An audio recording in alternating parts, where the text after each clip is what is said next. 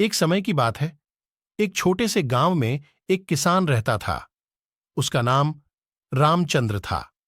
रामचंद्र एक बहुत ही मेहनती और परिश्रमी किसान था।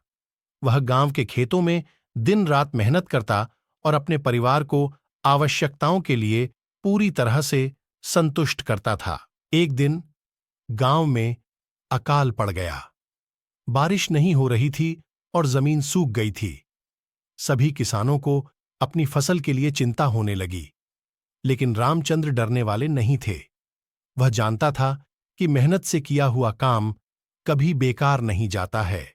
रामचंद्र ने अपने खेतों को और अच्छे से सिंचित करना शुरू किया।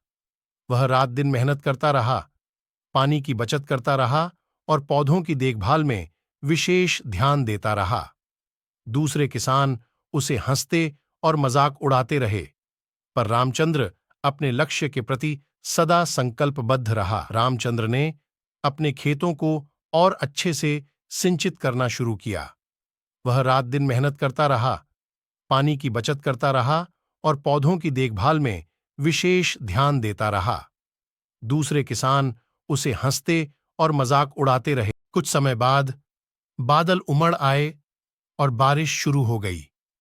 रामचंद्र की खेती के पौधे जीवंत हो गए और उनकी फसल बढ़ने लगी। वह खुशी से झूम उठा, क्योंकि उसका मेहनत और धैर्य उसे उनके सपनों की प्राप्ति तक पहुंचा रहे थे। फसल काटने के बाद रामचंद्र ने अपनी परिवार के साथ आराम से खुशहाल जीने का आनंद लिया। उसकी मेहनत और परिश्रम ने उसे गर्व महसूस करवाया। वह गांव के बाकी किसानों के लिए एक प्रेरणा स्रोत बन गया। आखिरकार गांव की जनता ने उनकी मेहनत और समर्पण को मान्यता दी और उन्हें सम्मानित किया।